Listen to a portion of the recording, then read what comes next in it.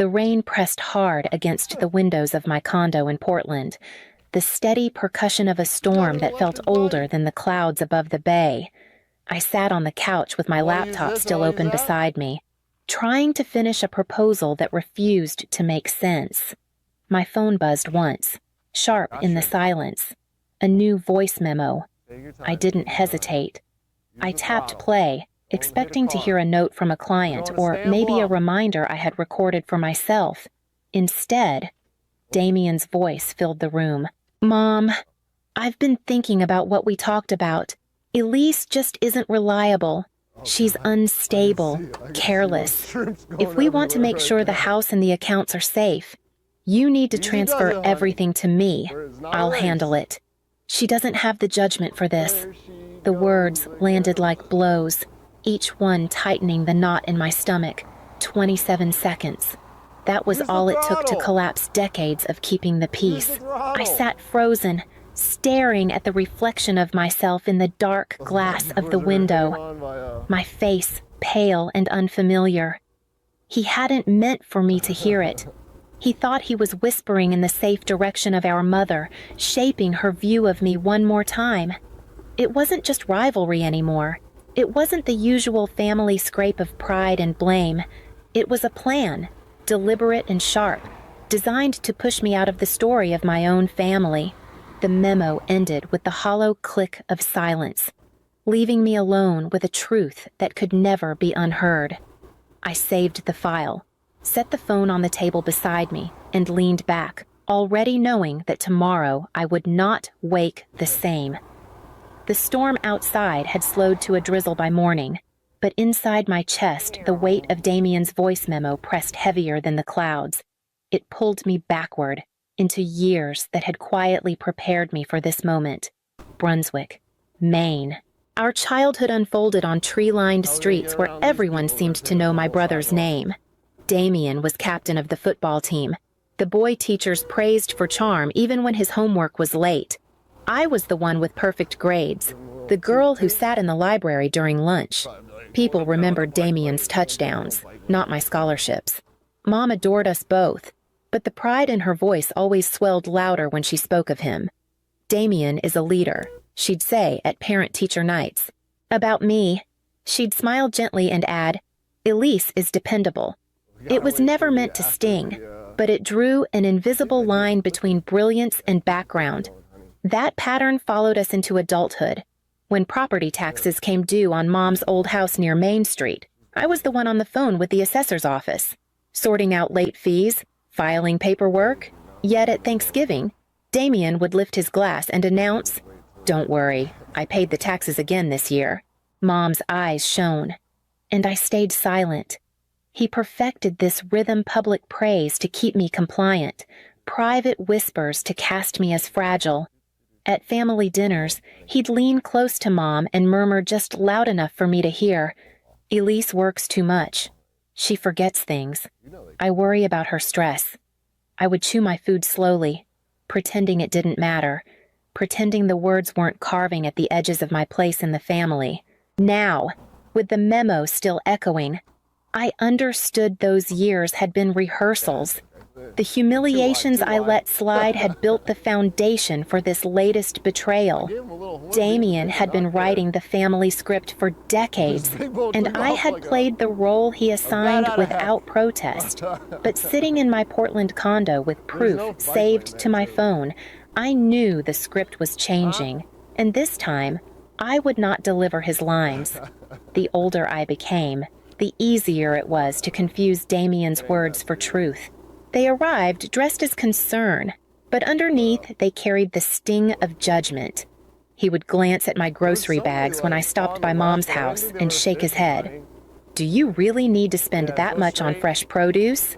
Elise, half of it will go bad before you use it." When I reminded him that most of it was for Mom's meals, he sighed as if I were the one wasting money, not caring for her health. At first, I let the comments roll off, but soon they multiplied. He criticized the hours I kept with my consulting clients, hinting that I didn't work enough to contribute. Then, in the next breath, suggesting I was too career-driven to be attentive to Mom. When Margot's prescriptions had to be adjusted, he told her I was careless for missing the early warning signs. The bruises he left weren't on my skin, but in the shrinking space I occupied in my own choices. I found myself double-checking every receipt, rereading every medical note, rehearsing explanations before speaking. Then the numbers began to speak louder than his words. One evening, while reviewing Mom's bank statements, I noticed a recurring withdrawal labeled only with an LLC, Damien's LLC. Small at first, $100 here, $200 there, but steady, like a siphon. I traced them back 6 months, nearly $5,000 in total. When I asked him, he laughed softly, like I had confused myself. Elise, you misread the statements. Those are reimbursements for expenses I covered. You wouldn't understand. It's complicated. He tilted his head the way he always did, patronizing and polished, and for a moment I almost believed him, but the pit in my stomach said otherwise. I couldn't bring myself to show Mom not yet. The thought of shattering her trust in her son felt unbearable. Still, I knew silence made me his accomplice. I folded the statements into a folder and slid it into my desk drawer, the edges cutting into my palm as if to remind me that the truth was sharp and waiting, whether I wanted to hold it or not. Sleep never came after the memo. I lay on the couch until the sky began to gray. The storm outside spent, but the storm inside only beginning. At 5:30, I rose, pulled on a sweater, and moved with the silence of someone trespassing in her own life.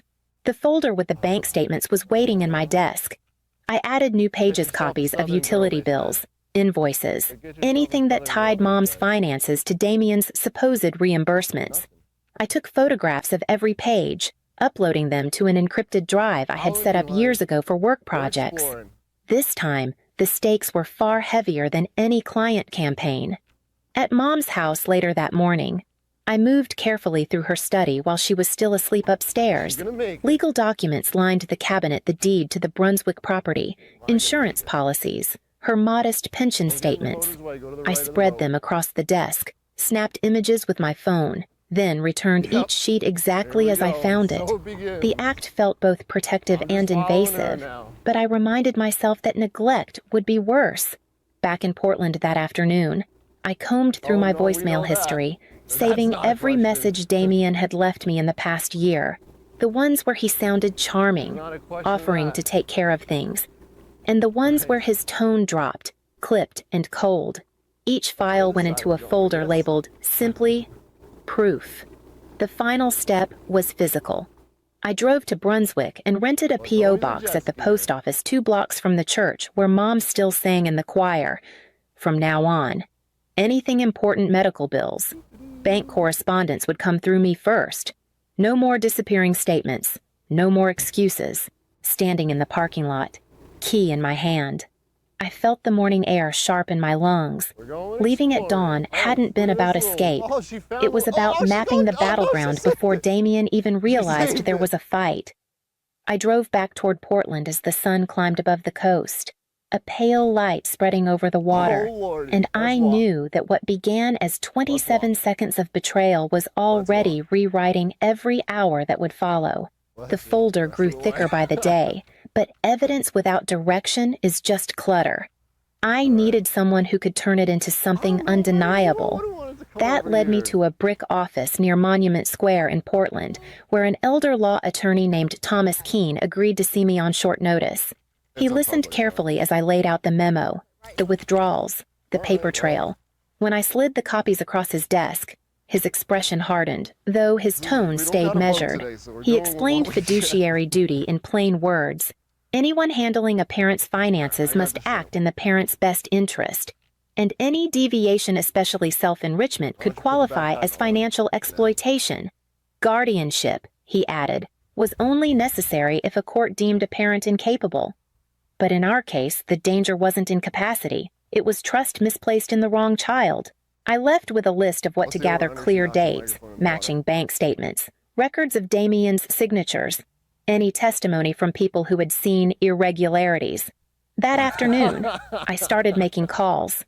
Mom's visiting nurse, who managed her prescriptions, Remembered Damien insisting on paying cash for medications that were already covered by insurance. She agreed to write a statement. The church treasurer, a quiet woman named Ruth, told me she had questioned Damien about large donations withdrawn from Mom's account. But he brushed her off. She was willing to document the exchanges. The last step was the bank itself. At Bath Savings, I sat across from a branch manager who had known our family for years. When I mentioned Damien's LLC, his eyebrows lifted. He pulled up account histories, confirmed the auto drafts, and quietly printed records with official stamps. By evening, my dining table was covered with stacks of proof, each page another brick in a wall Damien could not talk his way around. For years.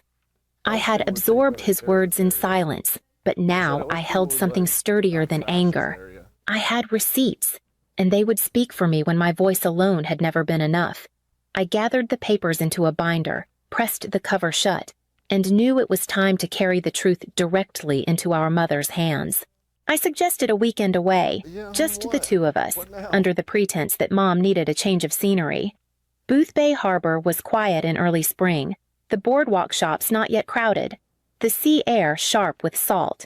We rented a small cottage overlooking the water, and for the first day I let her enjoy it. We cooked chowder together, walked along the docks, watched gulls circle above the lobster boats. I waited until the second evening, when the fire had burned low and her hands rested quietly in her lap, before I reached for my phone. "Mom," I said gently, "there's something you need to hear." I pressed play. Damien's voice filled the room. Casual and confident, Elise just isn't reliable. She's unstable, careless. You need to transfer everything to me. She doesn't have the judgment for this. When it ended, silence settled heavier than the tide outside. Mom blinked, her lips tightening. "Finally," she said, "he means well. You know how he exaggerates when he's worried." I slid the binder across the table. Page after page, statements, signatures, notes from the nurse, records from the bank. "This isn't exaggeration," I said. "This is what he's been doing." She turned the pages slowly, her shoulders stiff. For every date I named, she searched my eyes, hoping to find uncertainty. But I gave her none. The weight of the documents did what my words alone could never do. Her face softened, but not toward me. It was sorrow, not anger. "He's my son," she whispered, voice trembling. "I can't just cut him off. I'm not asking you to disown him."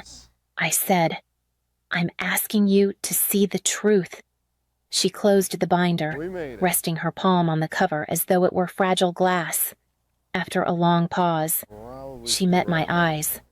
"I need time." It wasn't the victory I wanted, but it was a breach in the wall Damien had built. For the first time, Mom had heard his words without his smile to disguise them, and the silence that followed felt like the beginning of a reckoning. I let the fire burn lower still, knowing the next move would not be mine alone. The invitation came through Mom, not Damien, which told me enough. He had arranged a brunch in Portland, choosing a waterfront restaurant where half the family could gather under the pretense of celebration. When I arrived, Damien was already seated beside Mom, his arm draped casually along the back of her chair, his smile broad enough to convince anyone he had nothing to hide. The first half hour was theater. He ordered for her, joked about my late nights and deadlines, then turned his voice serious. "I worry about Elise," he said, glancing at Mom but projecting to the table. "She's been overworked, a little paranoid lately. She thinks there are problems with Mom's accounts, but it's just stress." Mom didn't contradict him. She sat with her coffee, nodding faintly, her eyes lowered. For a moment, I felt the floor tilt beneath me. His words were smooth enough to erase the weekend in Boothbay, smooth enough to make me doubt whether the binder and the memo still mattered. But I had come prepared. I opened my bag and slid out notarized letters from Bath Savings, each stamped with official seals. Next, I produced a sheet of recorded timestamps showing Damien's withdrawals, matched against dates when he told Mom he was paying expenses on her behalf. Right? I laid them on the table in silence. Our cousins leaned in, Aunt Carol adjusting her glasses to read. Mom looked stricken, torn between us. Damien's voice rose, sharp, cracking the veneer. This is manipulation. Elise has always been jealous she doesn't understand real responsibility. His hand hit the table, rattling the cutlery. No one rushed to soothe him. They simply stared, the polished mask slipping in front of the very witnesses he had invited. I gathered the letters back into my bag, my heartbeat steady. For the first time, the room wasn't bending around his version of the story. It was bending around the truth, and the weight of silence no longer belonged to me. The fallout from that brunch rippled faster than I expected. Within a week, Bath Savings froze the transfers tied to Damien's LLC, citing irregular activity pending review. The numbers that once slipped quietly out of Mom's account now sat under a microscope. Every withdrawal a bright red flag. Thomas, the attorney, moved quickly. He filed for emergency accounting, requesting a court order that would force Damien to produce records of how he had managed Mom's funds. It's the first step, Thomas told me, but it's enough to make him sweat. Meanwhile, the church treasurer reached out. Ruth said the board had decided to suspend Damien's proposed charity fund until they could verify where the contributions originated. It was a careful choice of words, but I heard the truth underneath they no longer trusted him. Damien didn't go silent.